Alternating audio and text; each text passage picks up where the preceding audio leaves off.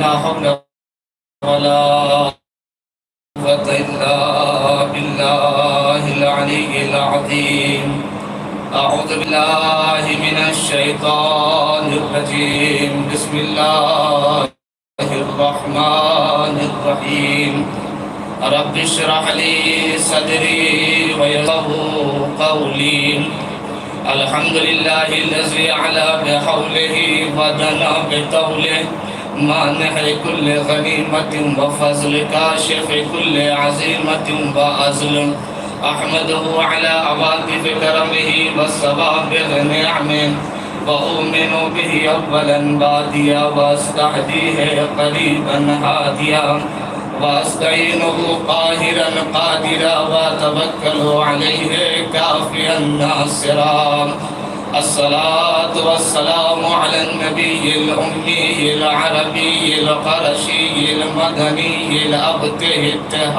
التهامي السيد البهي السراج المزيل كوكب در صاحب الوقار والسكينة المدفون بأرض المدينة العبد المؤيد والرسول المسدد المصطفى الأمجد المحمود الأحمد حبيب إله العالمين وخاتم النبي وآله الطيبين الطاهرين المعصومين المظلومين ولعنة الله على أعدائهم أجمعين أما بعد فقد قال الله تعالى وتبارك في القرآن الحكيم وهو أصدق الصادقين بسم الله الرحمن الرحيم الذين قالوا ربنا الله ثم استقاموا تتنزل عليهم الملائكة ألا تخافوا ولا تحزنوا بالجنة التي كنتم توعدون صلوات على محمد وآل محمد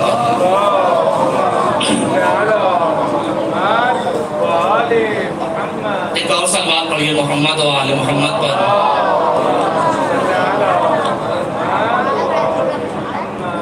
عزیزان محترم عشر مجالس کی تیسری مجلس ہے عنوان آپ کے سامنے ہے کربلا درسگاہ عزت و کرامت کربلا درسگاہ عزت و کرامت کے ضمن میں دو مجلسیں آپ کے سامنے خطاب کی گئیں اور یہ تیسری مجلس ہے آیت جو ہے وہ سورہ فصلت کی آیت نمبر 30 ہے جس میں ارشاد ہو رہا ہے ان الذین قالوا ربنا اللہ ثم استقاموا وہ لوگ جو کہتے ہیں کہ اللہ ہمارا رب ہے پھر اسی پہ ڈٹے رہتے ہیں تو ملائکہ نازل ہوتے ہیں ملائکہ نازل ہو کے کیا کہتے ہیں اللہ تخافوا ولا تحزنوا ڈرو نہیں محزون نہ ہو مغموم نہ ہو رنجیدہ نہ ہو وَأَبْشِرُوا بِالْجَنَّةِ الَّتِي كُنْتُمْ تُوعَدُونَ اور اس جنت سے خوش ہو جاؤ اس جنت سے مسرور ہو جاؤ جس کا تم سے وعدہ کیا جا رہا ہے تو عزیزان گرامی اس آیت میں استقامت کو بیان کیا جا رہا ہے کہ استقامت اللہ جب یہ کہہ دو کہ اللہ ہمارا رب ہے پھر اسی پہ ڈٹے رہو پھر اسی پہ جمے رہو اور یہ بات میں نے دونوں مجلسوں میں عرض کی کہ عزت و کرامت استقامت کے بغیر آ ہی نہیں سکتی ہے پائیداری کے بغیر آ ہی نہیں سکتی ہے میدان میں ڈٹے بغیر عزت و کرامت حاصل ہی نہیں ہو سکتی ہے اور استقامت کی معراج اگر دیکھنا ہے استقامت کی آخری منزل اگر دیکھنا ہے تو کربلا کا میدان ہے جہاں واقعاً ذرا سا بھی لغزش نہیں ہے ذرا سا بھی جنبش نہیں ہے استقامت ہی استقامت نظر آتی ہے سراپے استقامت ہے اور عزیزان گرامی موضوع کی اہمیت سے آپ واقف ہیں کہ موضوع نہایت ہی اہم ہے عزت و کرامت اس لیے کہ تمام اخلاق اسلامی کا محور عزت و کرامت ہے اگر انسان کے اندر عزت و کرامت نہ پائی جائے پھر ذلت پائی جائے گی، رسوائی پائی جائے گی، پستی پائی جائے گی، تنگ نظری پائی جائے گی، تنگ فکری پائی جائے گی۔ عزیزان گرامی، عزت و کرامت یعنی کیا؟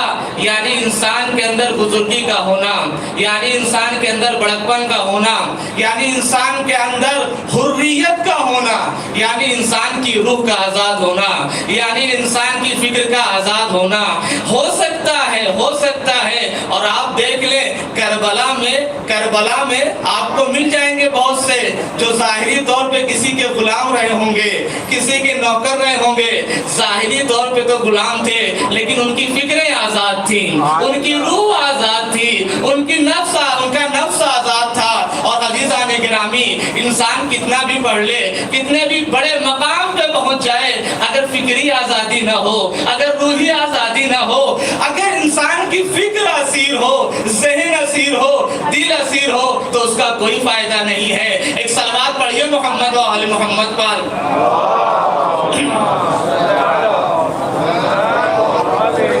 تو عزیزان گرامی، عزت و کرامت یعنی حریت کا پایا جانا، حریت کا پایا جانا۔ اور حریت کس کے اندر آئے گی؟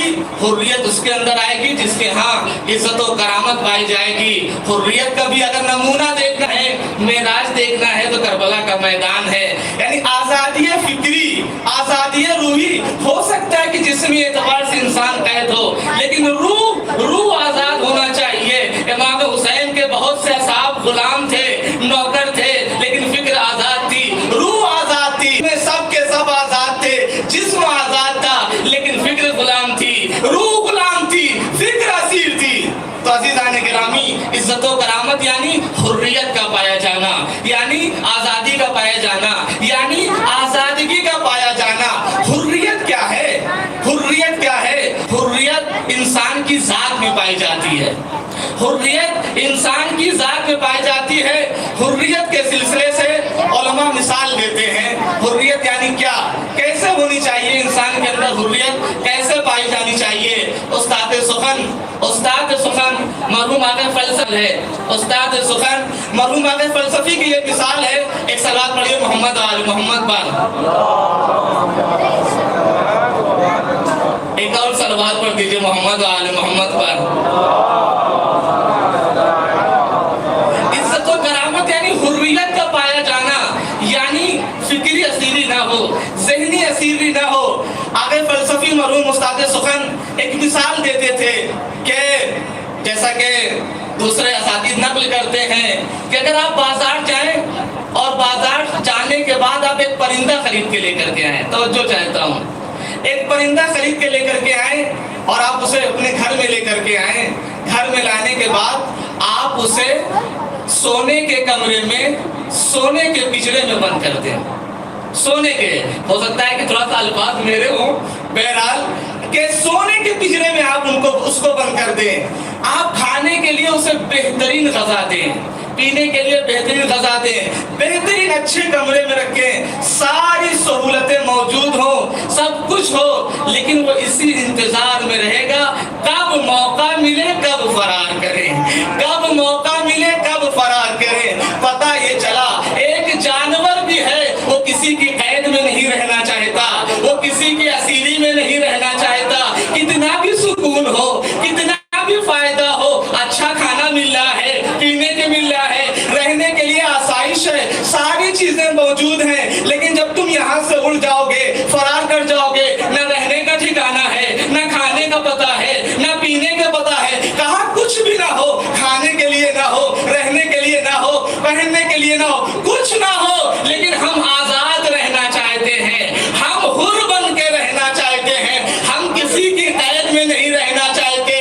عزیزان گرامی، جب ایک پرندے کے اندر اس کی ذات میں، اس کی فطرت میں یہ چیز موجود ہے، تو انسان کیسے دوسروں کی غلامی کو برداشت کر سکتا ہے، کیسے دوسروں کی اسیری کو برداشت کر سکتا ہے، وہ بھی جب فکری اسیری ہو، ذہنی اسیری ہو۔ لہذا ہر جانور کے اندر یہ بات پائی جاتی ہے کہ اسے حر بن کے رہنا چاہیے، اور کربلا کا سب سے بڑا پیغام بھی یہی ہے، درس حریت، درس عزت و کرامت۔ ایک صلوات پڑھیے محمد و آل محمد پر۔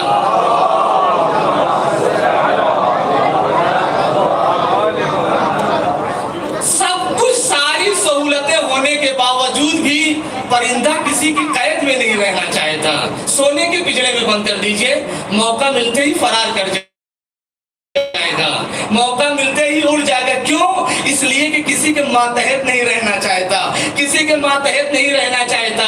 اگر یہ جسمانی بھی آپ مان لیں، ظاہری آپ مان لیں، لیکن انسان کیسے کسی کے فکری اسیر کیسے ہو سکتا ہے، ذہن کیسے اسیر ہو سکتا ہے، فکر کیسے اسیر ہو سکتی ہے؟ تو عزیزان گرامی، عزت و کرامت یعنی آزادی کا ہونا، عزت و کرامت یعنی حریت کا ہونا، عزت و کرامت یعنی کسی کا غلام نہیں رہنا۔ میں نے کہا امام حسین کے اصحاب بہت سے ظاہری طور پہ غلام تھے، لیکن فکر آزاد تھی، روح آزاد تھی، نفس آزاد تھا، کسی کی قید میں نہیں تھے۔ اسی لیے حدیث کہا لا تکن عبد خیرک وقد جعلک اللہ حرا، کسی کے غلام نہ بن جاؤ، کسی کے نوکر نہ بن جاؤ، اللہ نے تمہیں حر پیدا کیا ہے، آزاد پیدا کیا ہے۔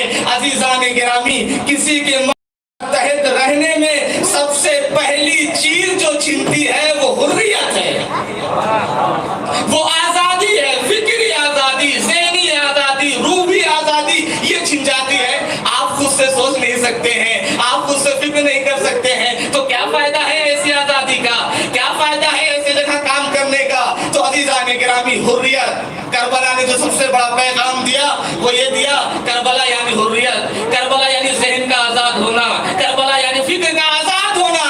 بھلے ہی مصائب ہوں، بھلے ہی مشکلات ہوں، لیکن انسان کسی کی قید میں نہیں رہے گا۔ ذہنی قیدی کی بات کر رہا ہوں، روحی قیدی کی بات کر رہا ہوں۔ تو عزیزان گرامی، عزت و کرامت یعنی یہ، عزت و کرامت یعنی یہ۔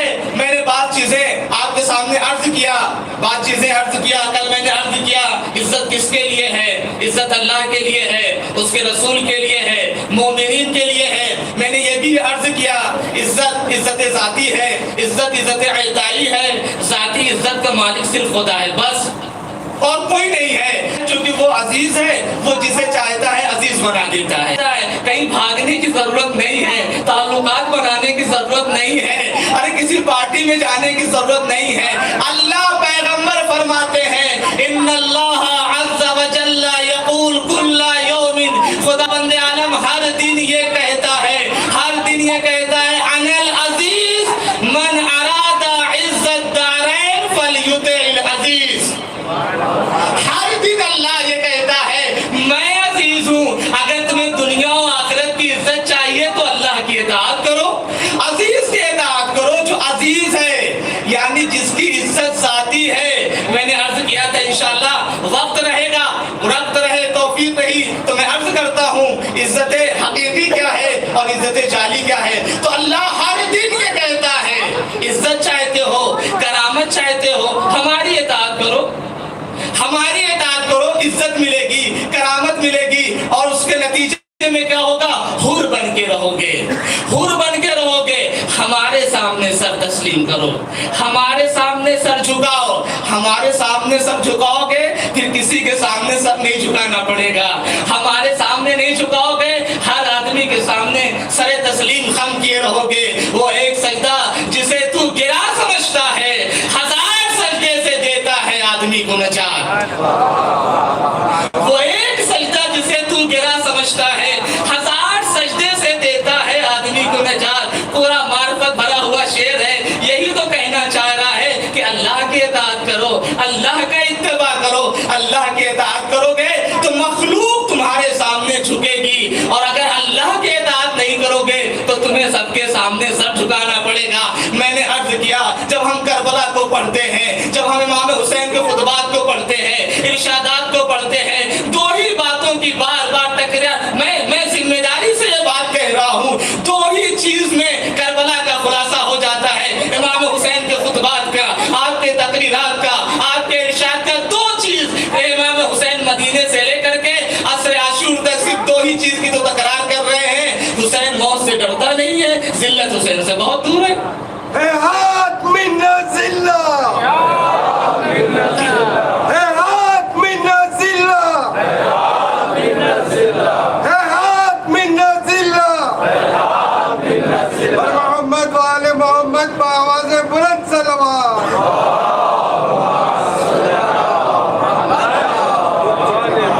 میں کوشش کروں گا کہ انشاءاللہ مطالب کو تکرار نہیں کروں، لیکن ایک رب उलकीकुम बियदी इज़ा ज़लील वला अफ़िरु फ़िरार अबील। नहीं, मैं ज़लीलों की तरह तुम्हारी बैत नहीं कर सकता और मैदान से फरार भी नहीं करूंगा। क्यों? हैदर कर्रार का बेटा हूँ, मैदान छोड़ के भागूंगा भी नहीं। इमाम ने कहा, दूसरी जगह पे आपने सुना, इमाम ने कहा कि ये कैसे हो सकता है? अल्लाह इस बात पे राजी नहीं है, उसका रसूल इस बात पे राजी नहीं है, मोमिनीन इस बात पे राजी नहीं है। पाकीज़ा माओ की पाकीज़ा आगोश इजाजत नहीं देती, बाप की अच्छी तरबियत इस बाप की इजाजत नहीं देती, बाप दादा की गैरत इजाजत नहीं देती।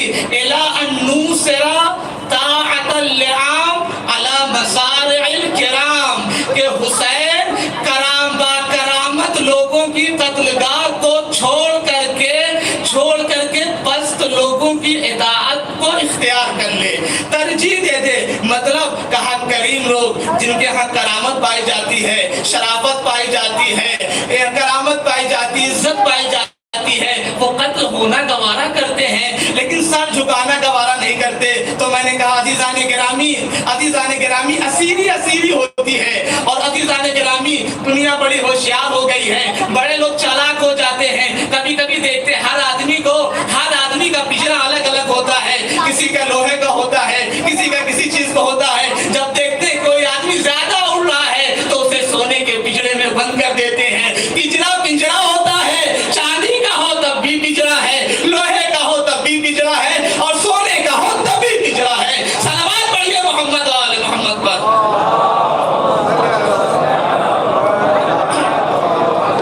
दो चीजों की बार बार इमाम तकरार कर रहे हैं, हुसैन मौत से डरता नहीं है और जिल्लत हुसैन से बहुत दूर है। अफा बिल मौत तो खौफनी, तुम मुझे मौत से डरा रहे हो। है हाथ ताशा सहमुका व ख़ाबा ज़न्नुका, अफसोस तेरा गुमान बातिल हो गया, तेरे दीन ने खता कर दिया। लस्तो खाफुल मौत, हुसैन मौत से नहीं डरता। मरहबा बिल क़त्ल फी सबीलिल्लाह, क्या कहना उस मौत का जो अल्लाह की राह में आए, क्या कहना उस मौत का जो अल्लाह की राह में आए।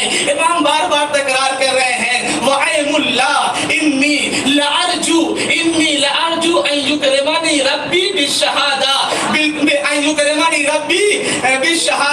मैं खुदा की कसम ये उम्मीद करता हूँ कि मेरा अल्लाह मेरी शहादत को बाकरामत करार देगा। क्या बार बार इमाम क्यों ये तकरार कर रहे हैं? कहीं पे कहते हैं खुत्तल मौतो अला वुल्दे आदम मखत्तल क़िलादा अला जीतिल मदा, खुत्तल मौतो अला वुल्दे आदम, खुत्तल मौत औलाद आदम के साथ ऐसे ही रहती है जैसे खातून के गले में हार। अब इससे बेहतर ताबीर क्या हो सकती है? कौन इस ताबीर को कह सकता है? ये वही कह सकता है जो इल्मे लदुन्नी का मालिक है। कहा मौत तो तुम्हारे गले में ऐसे ही रहती है, तुम्हारे साथ ऐसे रहती है जैसे एक लड़की के गले में हाथ। मैं कहना चाहता हूँ इमाम दो ही चीजों की तो तकरार कर रहे हैं, हुसैन मौत से डरता नहीं है, जिल्लत हुसैन से बहुत दूर है। अल मौत औला मिन रुकूबिल आर, जिल्लत बर्दाश्त करने से पहले जिल्लत बर्दाश्त करने से मौत बेहतर है। इन्नी ला अरल मौत इल्ला सआदा वल हयात मअज़ ज़ालिमीन इल्ला बरमा, मैं मौत को नहीं देखता मगर नेकी, मैं मौत को नहीं देखता मगर सआदत, और जालिमों के साथ जिंदगी बसर करना ये ज़लालत है, ये ज़लालत है। क्या है इमाम के अंदर? कौन सी रूह है इमाम हुसैन के अंदर? इमाम हुसैन के अंदर मौलाए कायनात का खून दौड़ रहा है, मौलाए कायनात का खून दौड़ रहा है। अज़ीज़ान गिरामी, इमाम फरमाते हैं इलाही वदद तो अन उब्तला व उहया सबईना अल्फा मर्रा फी ताअतिक व मुहब्बतिक। मेरे अल्लाह हुसैन को ये बात पसंद है कि हुसैन 70,000 मर्तबा कत्ल किया जाए, 70,000 मर्तबा जिंदा किया जाए तेरी इताअत में और तेरी मोहब्बत में। 70,000 मर्तबा हुसैन को ये बात पसंद है कि 70,000 मर्तबा हुसैन कत्ल किया जाए, जिंदा किया जाए, किस चीज में? तेरी इताअत में और तेरी मोहब्बत में। ला सियमा इज़ा काना फी क़त्ली, खास तौर से उस वक्त जब मेरे कत्ल में तेरे दीन की बका हो, व इहया अमरी, और तेरा अम्र जिंदा हो रहा हो, व हिफ्ज़ो नामूस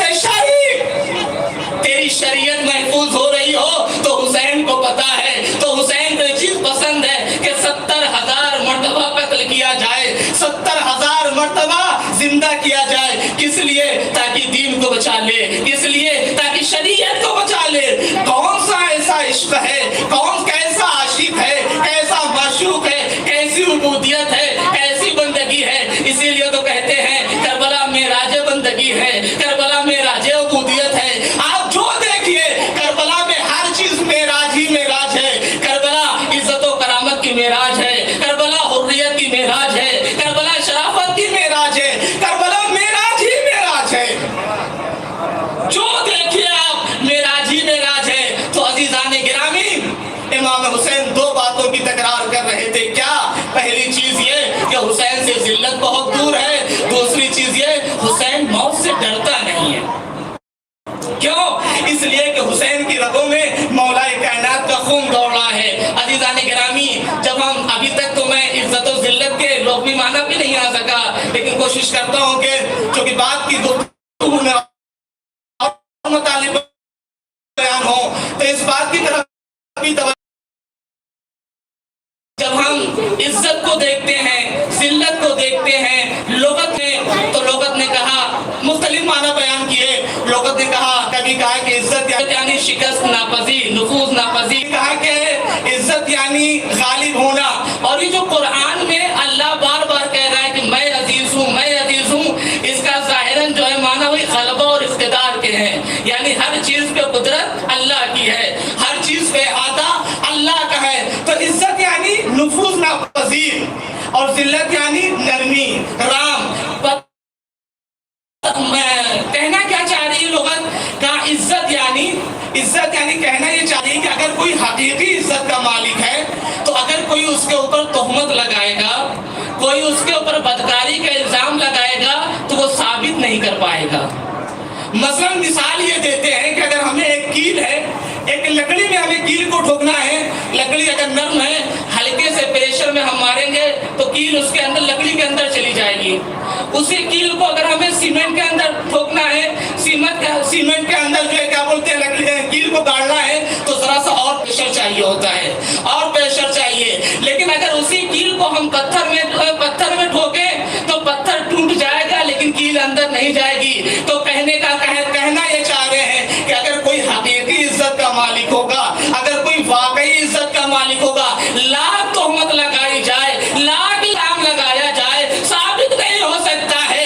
اگر واقعاً یوسف کی طرح حقیقی عزت کے مالک ہوگے، مریم کی طرح حقیقی عزت کے مالک ہوگے، لاکھ تہمتیں لگائی جائیں گی۔ گہوارے کا بچہ عصمت کی گواہی دے گا، گہوارے کا بچہ پاک دامنی کی گواہی دے گا۔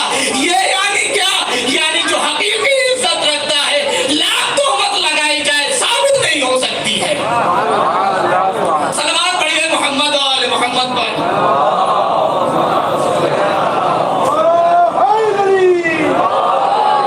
ایک بلند صلوات پڑھیے محمد و آل محمد۔ ارض عزاز، سخت زمین اور ذلت یعنی نرم، یعنی اگر اس کی طرف کوئی نسبت دی جا رہی ہے اس کا مطلب ہے کہ وہ چیز، وہ صفت رذیلہ اس کے اندر پائی جاتی ہے۔ عزت یعنی اگر حقیقی عزت ہے، اگر نسبت دی جا رہی ہے یعنی نہیں پائی جاتی، لاکھ کوشش کرے گا نہیں پائی جائے گی۔ تو میں نے کل عرض کیا عزت ذاتی ہے، عزت ارتائی ہے، اور عزیزان گرامی، اور عزت حقیقی ہے اور عزت چالی بھی ہے۔ یہ جو بہت سی عزت ہے جسے ہم عزت سمجھتے ہیں، جسے ہم کرامت سمجھتے ہیں، جھوٹی عزت ہے، نقلی عزت ہے، جعلی عزت ہے، عزت حقیقی نہیں ہے، کرامت حقیقی نہیں، جھوٹی اور جعلی عزت ہے۔ ہم یہ خیال کرتے ہیں، خیال خام ہے ہمارا کہ یہ عزت ہے، یہ عزت ہے، یہ شہرت ہے، یہ کرامت ہے۔ عزیزان گرامی، ہوتا نہیں ہے ایسا، ہوتا نہیں، انسان گمان یہ کرتا ہے۔ میں نے کل اس آیت کی طرف اشارہ کیا تھا، قرآن نے کہا ذوق انکا انت العزیز، عذاب کا مزہ چکھو۔ بڑے عزت دار بنتے تھے، پتہ یہ چلا عزت نہیں تھی، اظہار کرتے تھے، جھوٹی عزت تھی، جھوٹی عزت تھی۔ وَإِذَا قِيلَ لَهُ اتَّقِ اللَّهَ أَخَذَتْهُ الْعِزَّةُ بِالْإِثْمِ، جب اس سے کہا جاتا ہے تقوی الہی اختیار کرو تو گناہ کے ذریعے سے عزت اختیار کرتا ہے۔ کہا یہ ذلیل ہے، یہ رسوا ہے، عزت حقیقی نہیں پائی جاتی۔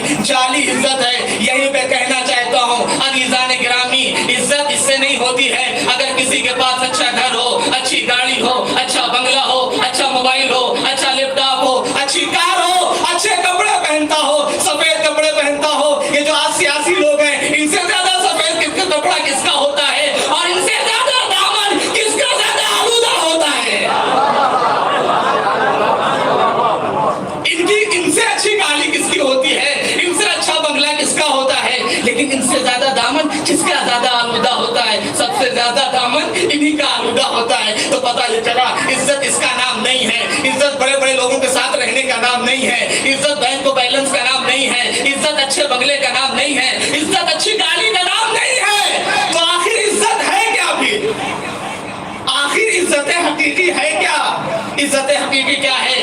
عزت حقیقی اور عزت جعلی کی مثال دینا چاہتا ہوں کہ عزت حقیقی کیا ہے، عزت جعلی کیا ہے. قرآن نے فرمایا کہ جب فرعون کے جادوگر عزت جعلی اور عزت حقیقی، کبھی کبھی لگتا ایسا ہے کہ عزت ہے، شہرت ہے، کرامت ہے. کیوں؟ ہم دیکھتے ہیں بڑا روب و دبدبا ہے، بڑے پیسے ہیں، طاقت ہے، مال ہے، حکومت ہے. کہیں ایسا کچھ نہیں ہے.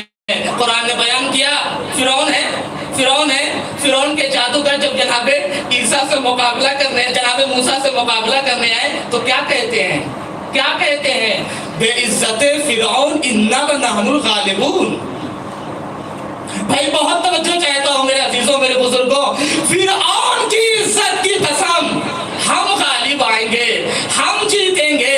فرعون کی عزت کی قسم. کیوں؟ اس لیے کہ وہ یہ دیکھ رہے تھے فرعون کی خدائی ہے، فرعون کو ماننے والے ہیں، فرعون کے پاس طاقت ہے، فرعون کے پاس حکومت ہے، فرعون کے پاس مال ہے، فرعون کے پاس دولت ہے. لہذا بیچارے جھوٹی عزت کو اچھی سچی عزت سمجھ بیٹھے، جعلی عزت کو حقیقی عزت سمجھ بیٹھے. کہا بے عزت فرعون الا نحن الغالبون. فرعون کی عزت کی قسم ہم غالب آئیں گے.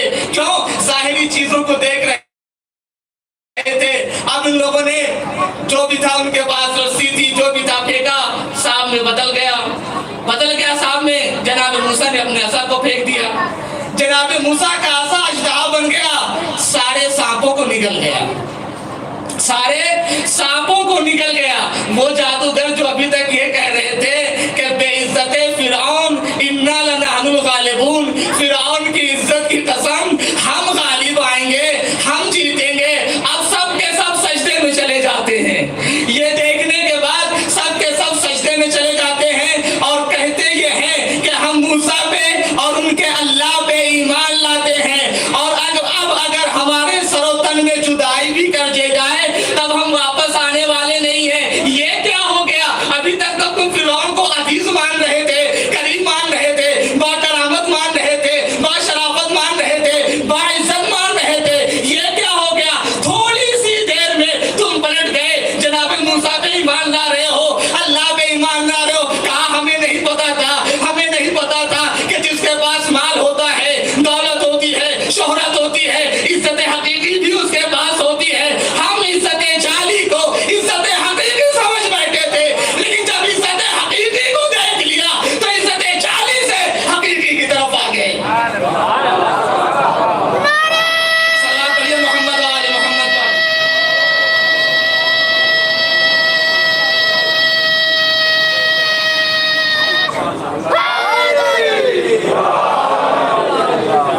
بے عزت فرعون انا لنحن الغالبون. فرعون کی عزت کی قسم دھوکے میں آ گئے. تاج کو دیکھ کر کے، تخت کو دیکھ کر کے، پیسے کو دیکھ کر کے، فوج کو دیکھ کر کے، ظاہری شہرت کو دیکھ کر کے دھوکے میں آ گئے. پتا چلا عزت حقیقی ایک الگ چیز ہے، عزت واقعی ایک الگ چیز ہے. عزت واقعی کل میں نے عرض کیا کل عزیز غیر اللہ ذلیل. ہر وہ آدمی جو اپنے کو عزت دار سمجھے اللہ سے وابستہ ہوئے بغیر ذلیل ہے.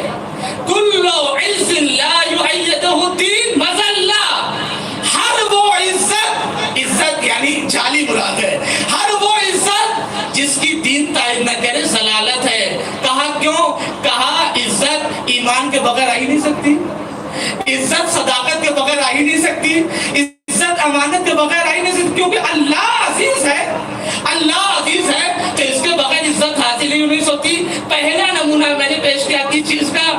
پہلا نمونہ میں نے پیش کیا آپ کے سامنے کہ عزت جعلی اور عزت حقیقی میں فرق ہے۔ فرعون کے جادوگر نے جب تک عزت جعلی کو دیکھا تب تک مان رہے تھے، لیکن جب عزت واقعی ظاہر ہو گئی تو پلٹ گئے۔ دوسرا نمونہ پیش کرنا چاہتا ہوں ہمارے اور آپ کے ساتویں امام حضرت امام موسیٰ کاظم علیہ السلام۔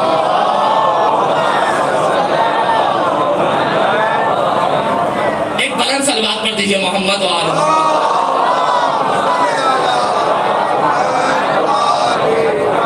ہارون رشید مریض ہو جاتا ہے۔ مسئلہ کیا ہے؟ پیٹ میں شدید درد۔ کون مریض ہوا؟ حاکم۔ حاکم یعنی اس وقت کی حکومت کو اندازہ لگاتے رہے، اس کے دائرے کو کہاں سے تھی کہاں تک تھی اس کو دیکھتے رہے۔ ظاہر سی بات ہے حاکم جب مریض ہوا ہے، خلیفہ جب مریض ہوا ہے تو جتنے بھی بڑے بڑے ڈاکٹر ہوں گے، اسپیشلسٹ ڈاکٹر ہوں گے، متخصص ڈاکٹر ہوں گے، قلب کے سینے کے سب آ گئے ہوں گے۔ ڈاکٹروں نے اطباء نے ساری کوشش کر لی، درد کم نہیں ہوا۔ توجہ چاہتا ہوں، حقیقی عزت اور جعلی عزت کو بیان کرنا چاہتا ہوں۔ بہت کوشش کر لی، ہر کوشش کر لی، درد رکنے کا نام ہی نہیں دے رہا ہے، کم ہو ہی نہیں رہا ہے۔ کسی ڈاکٹر نے، کسی طبیب نے کہا، تجربہ کار نے، اب اسے بلاؤ جو اللہ کے نزدیک عزیز ہو، وہ آ کے دعا کرے تو اب تمہیں شفا ملے گی بس۔ اور انسان جتنی بھی دوا کر لے کوئی فائدہ نہیں ہے۔ گلپائگانی کے دروازے پہ لکھا ہوا ہے الدواء عندنا والشفاء عند اللہ۔ آئے گی دنیا، اب کس کو تلاش کرے گی؟ پوریا نشین کی یاد آئے گی، اب زمین پہ بیٹھے رہنے والے کی یاد آئے گی، اب فاقہ کرنے والے کی یاد آئے گی، اب زاہد و عابد کی یاد آئے گی، اب اس کی یاد آئی۔ اب کون ہے؟ کہا اب کوئی چارہ نہیں ہے، امام کاظم علیہ السلام کو بلایا جائے۔ امام علیہ السلام آئے، عزت حقیقی کا مالک آ گیا۔ سب کچھ ہے ہارون کے پاس، نہیں ہے تو کیا ہے؟ اللہ کی دی ہوئی عزت۔ نہیں ہے تو کیا ہے؟ اللہ کی دی ہوئی عزت۔ امام کاظم علیہ السلام آئے اور امام نے اپنے ہاتھوں کو اٹھایا اور فرماتے ہیں اللہم کما اریتہ ذل معصیت فارہ عزت طاعتی۔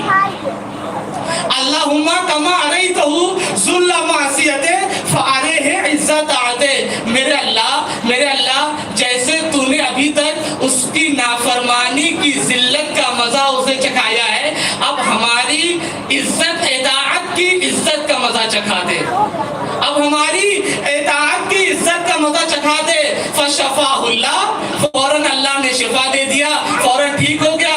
ہارون نے کہا کیا کیا آپ نے؟ کہا کچھ نہیں کیا، ہلکا سا اپنی عزت کا استعمال کر دیا۔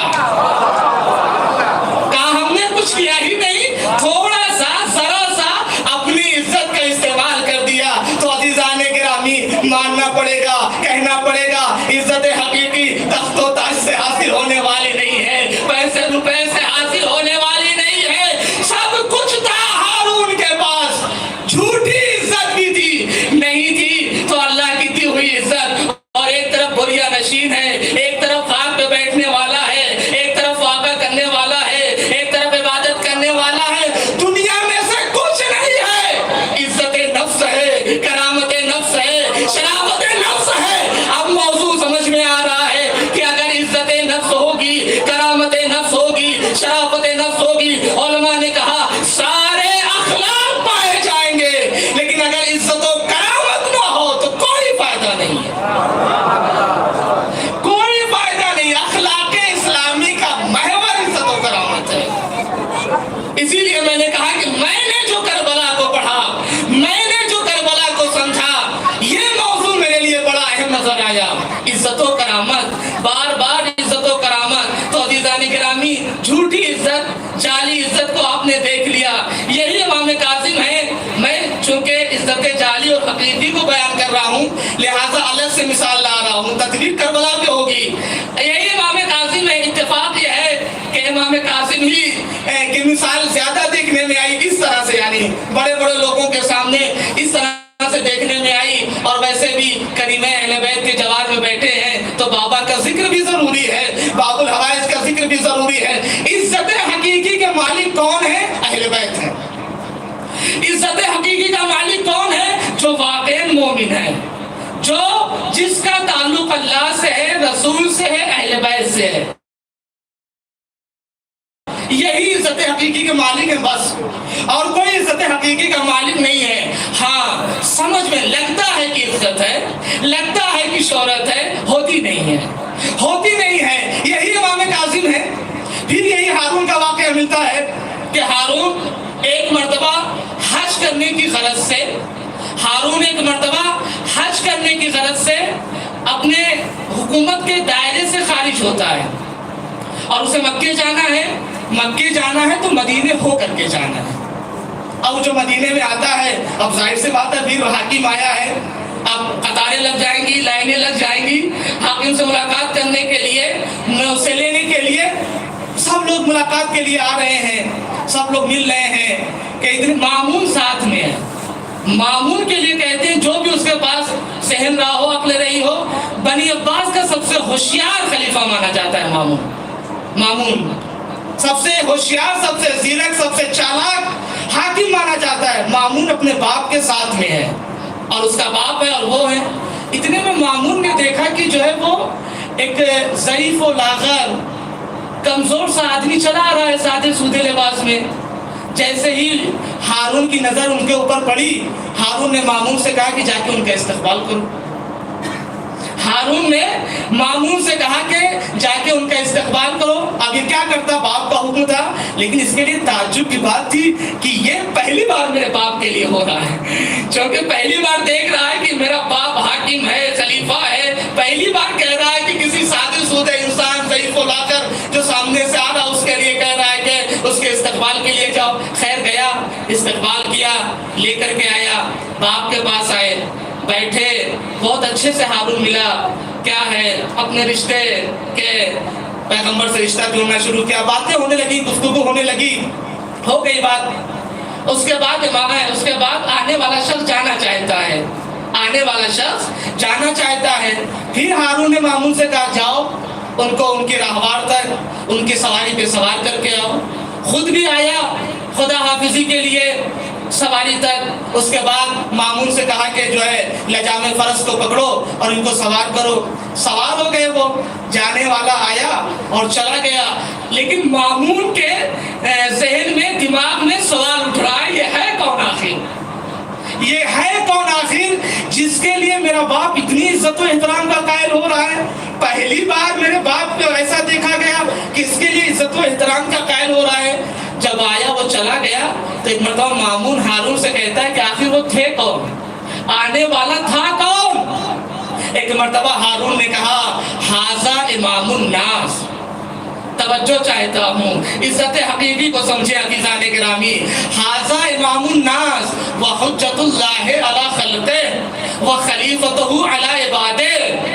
یہ ان کے بارے میں پوچھ رہے ہو تم، یہ ان کے بارے میں پوچھ رہے ہو، یہ لوگوں کے امام ہیں، یہ اللہ کی حجت ہے، یہ اللہ کے خلیفہ ہیں مخلوقات کے اوپر۔ مامون ہارون کا بیٹا تھا۔ ایک مرتبہ فوراً کہتا ہے کہ اولیس ھذہ ذالک کلھا فیک و الی، کہ یہ ساری چیزیں آپ کے اندر نہیں پائی جاتی ہیں؟ کیا یہ ساری چیزیں آپ کے اندر نہیں پائی جاتی ہیں؟ ہاں، ادو شبت سبب خیر اگر خدا خواہد، اگر خدا خواہد۔ اب یہ کیا کرے، یہ تعریف کر چکا تھا۔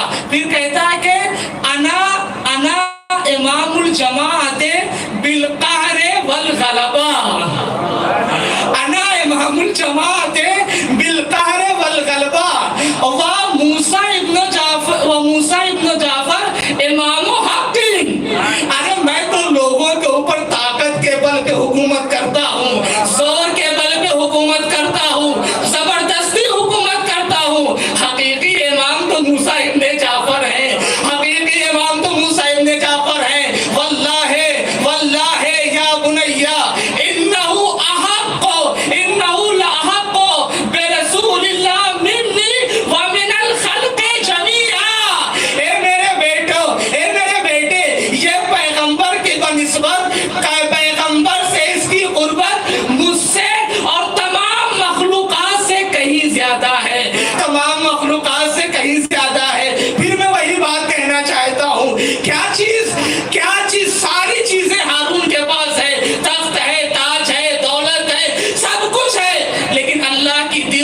حقیقی عزت نہیں ہے، اللہ کی دی ہوئی حقیقی کرامت نہیں ہے، ادھر کچھ نہیں ہے، بوریا ہے، فاقہ ہے، لیکن اللہ کی دی ہوئی عزت ہے، اللہ کی دی ہوئی کرامت ہے۔ اور جب عزت و کرامت کسی کے اندر ہو تو بھی کسی اور چیز کی ضرورت نہیں ہے، پھر کسی اور چیز کی ضرورت نہیں ہے۔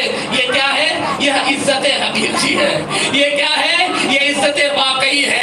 تو عزیزان گرامی، ظاہر میں ہر عزت دار دکھنے والا عزیز نہیں ہوتا ہے، ظاہر میں ہر باشرافت دکھنے والا شریف نہیں ہوتا ہے۔ حدیث نے کہا، حدیث کیا کریں کہ عزت مل جائے، کیا کریں کس سے تعلقات بنا لیں، میڈیا میں آ جائیں، اخبار پہ آ جائیں، یہاں چلے جائیں، یوٹیوب پہ چلے جائیں، ان سے سفارش کریں، ان سے سفارش کریں، کیا کریں کہ عزت مل جائے، کیا کریں کہ شہرت مل جائے، کیا کریں کہ نام ہو جائے۔ نام کے چکر میں ذلیل ہوتے ہیں، رسوا ہوتے ہیں، سب کچھ ہوتا ہے، لیکن نام چاہتے ہیں، کیا کریں؟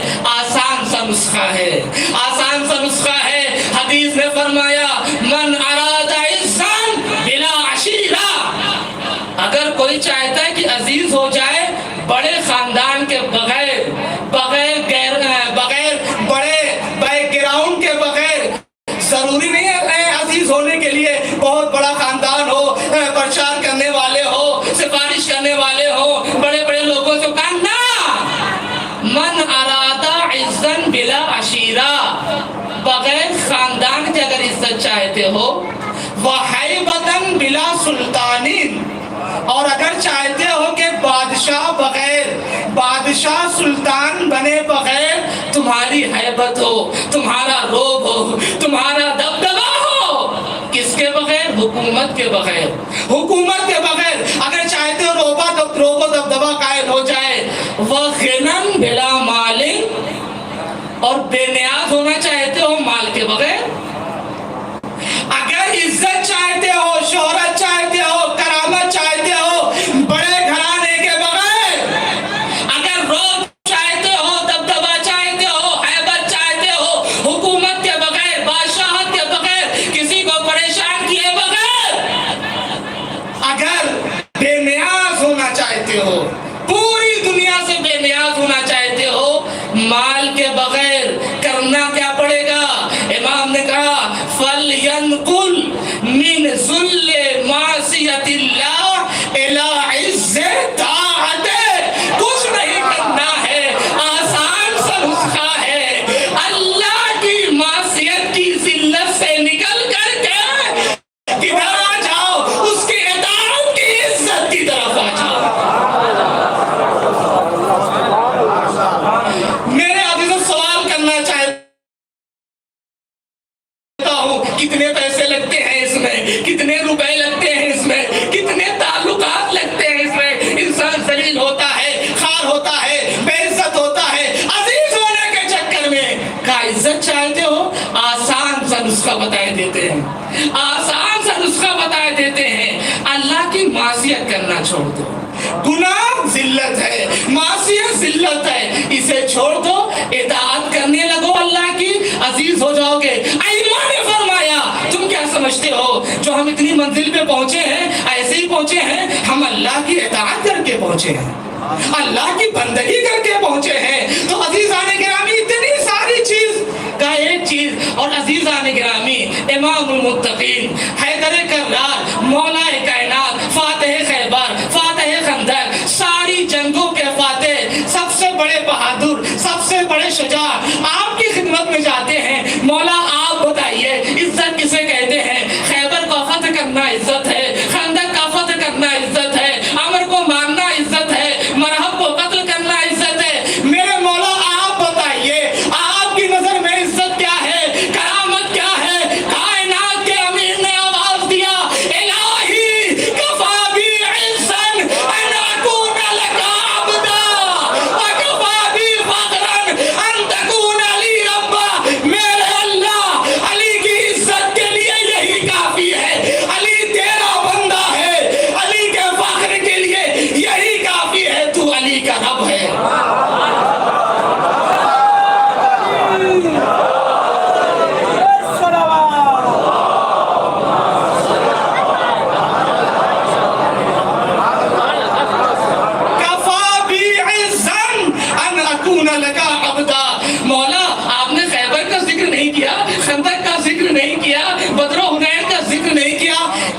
عبودیت سے بڑھ کر کے کوئی شرف نہیں ہے، عبودیت سے بڑھ کر کے کوئی شرف نہیں ہے۔ میں آپ سے سوال کرنا چاہتا ہوں میرے بزرگوں، اللہ کی بندگی کرنے میں کتنے پیسے لگتے ہیں؟ میں آپ سے سوال کرنا چاہتا ہوں، دنیا میں کون سا ایسا انسان ہے جو اللہ کا بندہ نہیں ہے؟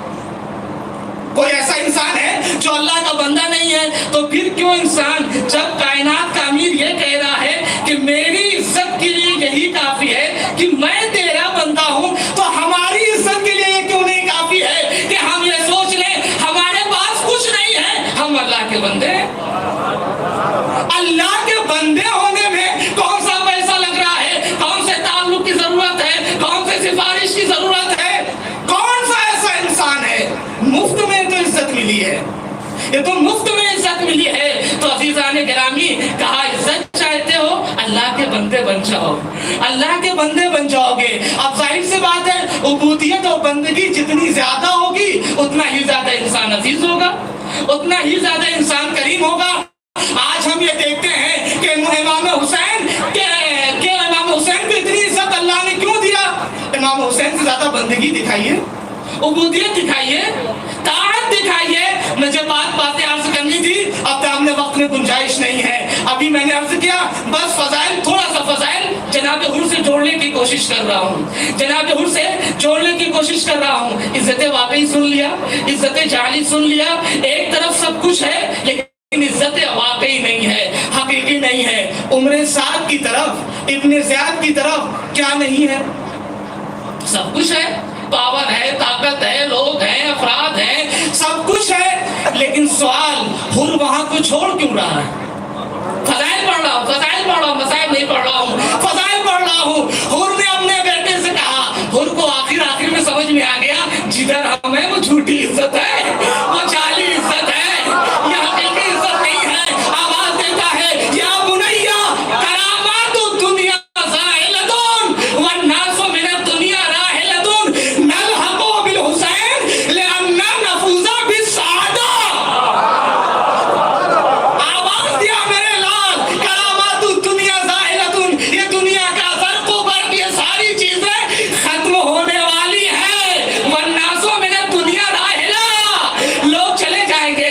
امام کے خطبات کو سن رہا تھا، بار بار امام حسین کہہ رہے ہیں موت ایسے ہے تمہارے ساتھ جیسے کسی لڑکی کے گلے میں ہار ہو، بار بار سن رہا ہے۔ کہا میرے لال کرامات الدنیا زائلتون والناس من الدنیا راحلہ، لوگ چلے جائیں گے۔ نلحق بالحسین لأننا نفوز بالسعادہ، حسین سے مل جاتے ہیں قیامت تک کے لیے عزیز ہو جاتے ہیں۔ سعادت ابدی چاہیے، حیات ابدی چاہیے، عزت ابدی چاہیے، کرامت ابدی چاہیے، شرافت ادبی چاہیے۔ حسین سے مل جائے، حسین سے مل جائے، حسین سے مل جائے۔ عزیزان گرامی، ہم یہ تو نہیں کہتے ہم بہت اچھا عمل انجام دیتے ہیں، ہم بہت کار خیر کرتے ہیں، لیکن مولا اتنا ہے، ہم آپ کے ماننے والے ہیں، ہم آپ کے چاہنے والے ہیں۔ مولا حر نے ہم کو بتا دیا، حر نے ہمیں بتا دیا، زندہ رہنا چاہتے ہو، عزت چاہتے ہو، کرامت چاہتے ہو، حسین سے ملحق ہو جاؤ۔ تو مولا ہم لوگ بھی آپ ہی سے ملحق ہیں، ہم لوگ بھی آپ ہی سے ملحق ہیں۔ ہاں عزیزان گرامی، حر کے بات سمجھ میں آ گئی، بات سمجھ میں آ گئی، متوجہ ہو گیا کہ نہیں جدھر ہم ہیں وہ جھوٹی عزت ہے، وہ جعلی عزت ہے، وہ نقلی عزت ہے، سب کچھ ہے لیکن اللہ کی دی ہوئی عزت نہیں ہے۔ حسین کے پاس کچھ نہ ہو، کچھ نہ ہو، لیکن اللہ کی دی ہوئی عزت ہے، اللہ کی دی ہوئی کرامت ہے۔ اور عزیزان گرامی، ظاہر سی بات ہے کوئی نہ کوئی تو ہدایت کی ایک کرن تھی اس کے اندر، لہذا ائمہ بھی یہی کرتے ہیں، معصومین بھی یہی کرتے ہیں، سدھرنے کا موقع دیتے ہیں، بدلنے کا موقع دیتے ہیں۔ گنہگار ہوتا ہے کہتے کوئی بات نہیں، توبہ کر لو، استغفار کر لو۔ رنگ ماحول کا کردار پہ چھانے نہ دیا، آخری بات رب کے مسائل، رنگ ماحول کا کردار پہ چھانے نہ دیا، نور میں کھینچ لیا، نار میں جانے نہ دیا۔ رنگ ماحول کا کردار پہ چھانے نہ دیا، نور میں کھینچ لیا، نار میں جانے نہ دیا۔ اور وہ ٹوٹا ہوا شیشہ تھا جسے سرور نے ایسا جوڑا کہ کہیں بال بھی آنے نہ دیا۔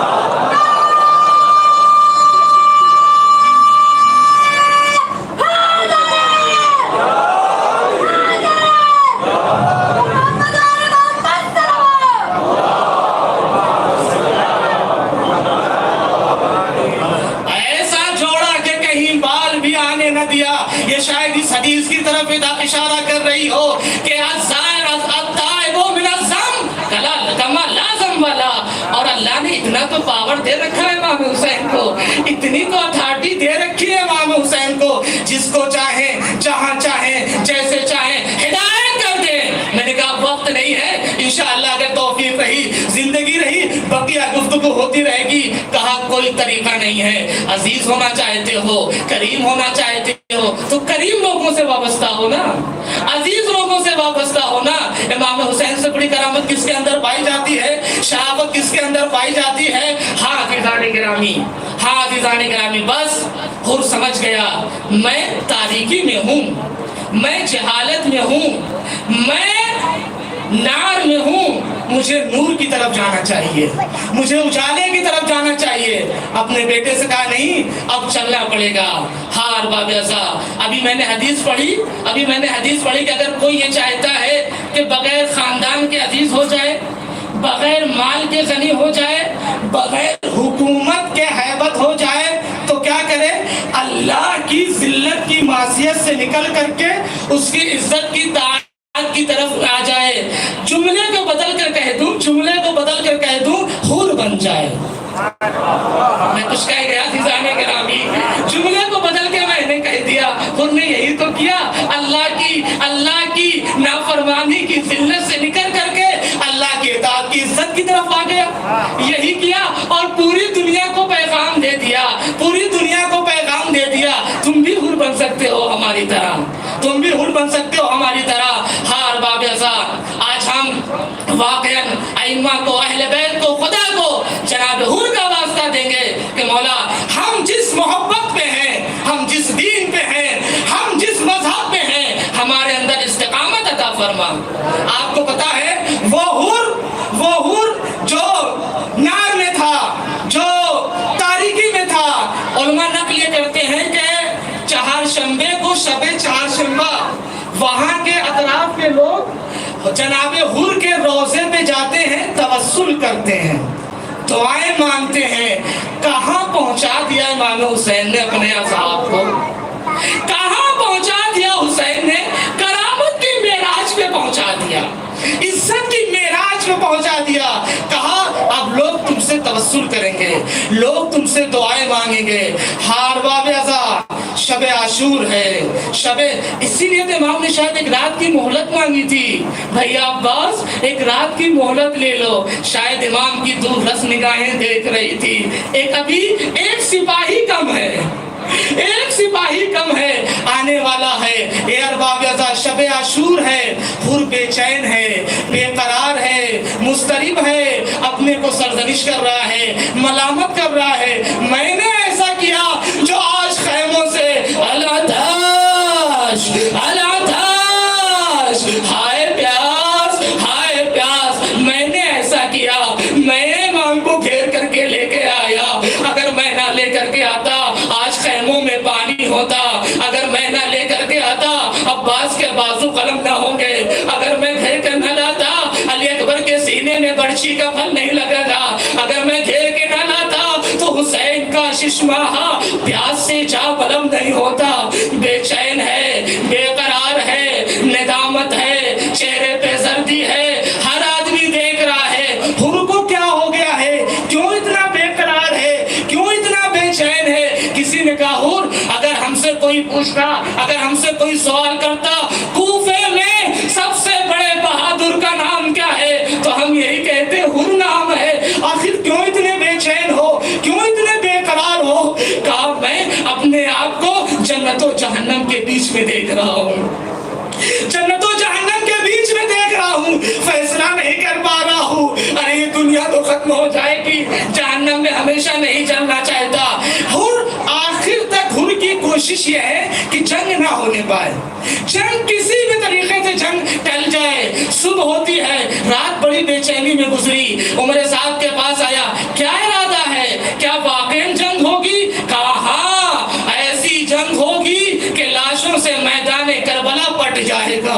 اب اور حور بے چین ہو رہا ہے، اور ملامت کر رہا ہے، اور سرزنش کر رہا ہے، اور سرزنش کر رہا ہے۔ پیغمبر کو کیا منہ دکھائیں گے، حضرت زہرا کو کیا منہ دکھائیں گے، کیا منہ دکھائیں گے کل کو؟ لہٰذا حور نے کہا اب ایسے نہیں، اب ایسے نہیں۔ ایک مرتبہ قیس ابن قرہ سے کہتا ہے، قرہ بن قیس سے کہتا ہے کیا تم نے اپنے گھوڑے کو پانی پلا لیا؟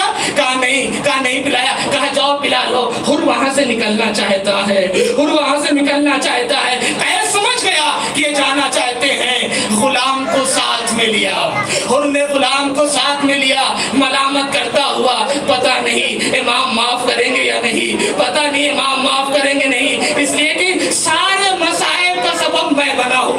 امام واپس جا رہے تھے، میں گھر کے لایا ہوں، میں نے پریشان کیا ہے، میں نے اسیر کیا ہے، میں سبب بنا۔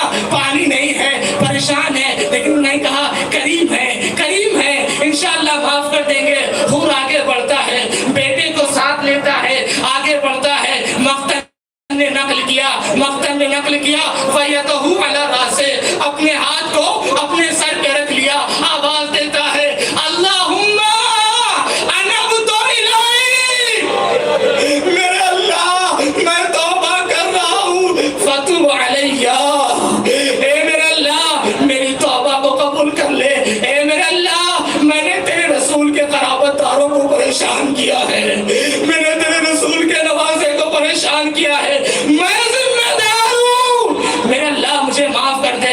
اے ارباب اعضاء آپ سنتے رہتے ہیں، بیٹے سے کہتا ہے بیٹا آنکھوں پہ پٹی باندھو،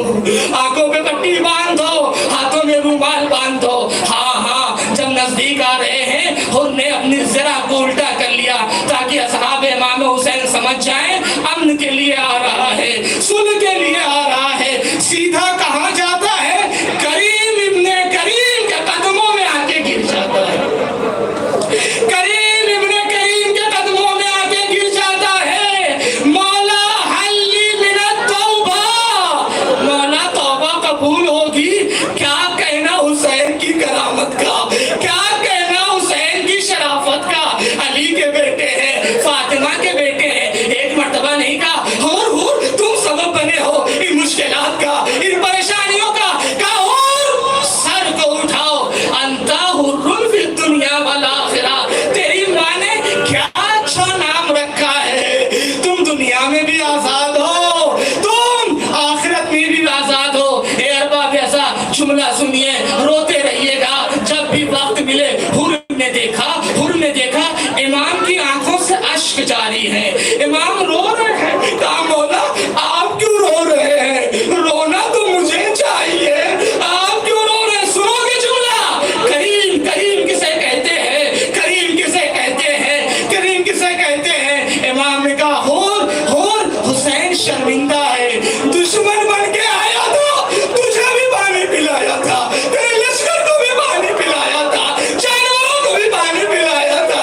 لیکن حور آج دوست بن کے آیا ہے۔ مالک کوثر کا بیٹا شرمندہ ہے، مالک کوثر کا بیٹا شرمندہ ہے۔ حسین بھی 3 دن کا بھوکا پیاسا ہے، خیموں سے آوازیں آ رہی ہیں الاداش، ہائے پیاس۔ خود نے کہا مولا سب سے پہلے گستاخی میں نے کیا، جسارت میں نے کیا، اے ارباب اعضاء لہٰذا سب سے پہلے میدان میں میں جانا چاہتا ہوں۔ اے ارباب اعضاء بعض بزرگان پڑھتے ہیں کہ حر جب بیٹے کو ساتھ لایا تھا اپنے جانے سے پہلے کہتا ہے مولا میں بعد میں جاؤں گا، پہلے اپنے بیٹے کو میدان میں بھیجنا چاہتا ہوں۔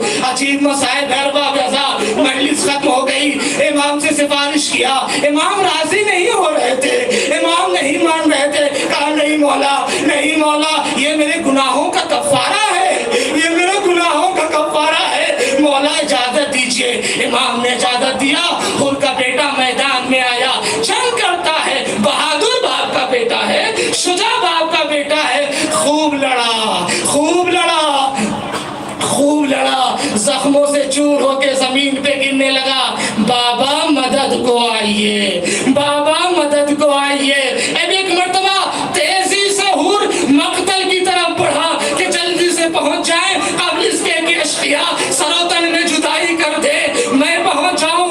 حر جلدی سے آیا، بیٹے کے لاشے کے قریب، مسائل ختم کر دیا میں نے، بیٹے کے لاشے کے قریب آئے، کہا دیکھا سرحانے امام حسین بن